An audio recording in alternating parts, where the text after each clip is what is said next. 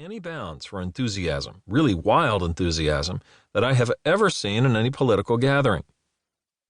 This gusto spilled over to the ballot box, and in 1936 Roosevelt won the election by 11 million votes, taking every state bar Vermont and Maine.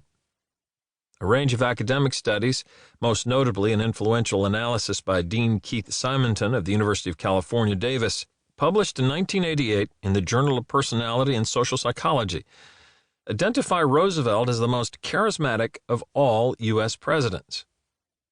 At first, Roosevelt's advisors counseled him against the tours that were to cement his reputation. In 1921, Roosevelt had been diagnosed with polio, or infantile paralysis, as it was then popularly called. As political campaigns expert Kathleen Hall Jamieson of the University of Pennsylvania has vividly documented, for much of human history, effective and charismatic leaders have been depicted as virile, robust, and energetic. Roosevelt's infantile state robbed him of all that. What then was the source of his charisma? Numerous scholars suggest that he derived it by artfully turning his disadvantage into an advantage. He shifted the focus from the negative qualities of his condition to the positive attributes of his personal conquest: courage, endurance, and effort. Doing so allowed him to connect personally with the suffering of millions of ordinary Americans during the Great Depression. After he died, a reporter asked one of the mourners waiting to see his funeral train at Washington's Union Station, "Why are you here? Did you know Franklin Roosevelt?"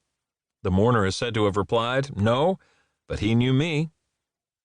Roosevelt managed to appear to be both of us and for us, a feat that lies at the heart of charisma in general.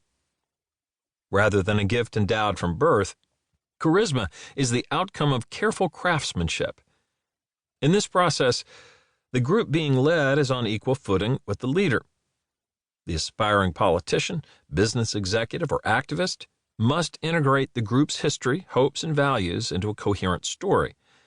In Roosevelt's case, it was centered on perseverance, and cast himself or herself as emblematic of that narrative. A delicate balance of social forces imbues a person with the ability to inspire. When watching the stagecraft of an election, observe the candidates' efforts to lodge their interpretations of group identity in the minds of voters. Politics is just one domain, however. Recent findings suggest we all can learn to cultivate our own charisma.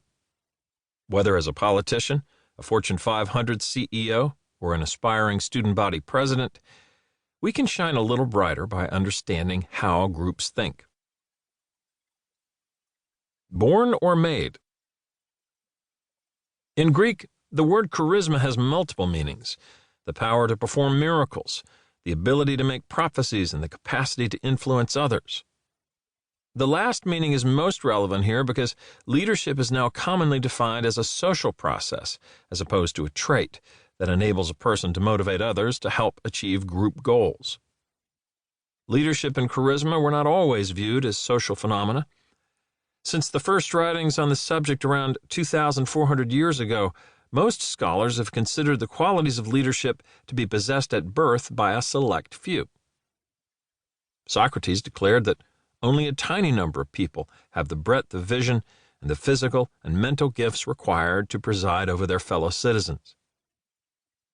More recently, this position has been attributed to German sociologist Max Weber, the person generally credited with popularizing the term charisma. Early in the 20th century, he described charisma as a certain quality of an individual personality by which a leader is set apart from ordinary men and treated as endowed with superhuman, or at least specifically exceptional, powers or qualities. These, as such, are not accessible to the ordinary person, but are regarded as of divine origin or as exemplary, as resting on magical powers. Read more closely, however, and it becomes clear that Weber did not see charisma as merely a rare quality possessed by certain lucky individuals. People tend to focus on the words superhuman and magical in the above quotation, but the words treated and regarded are equally important.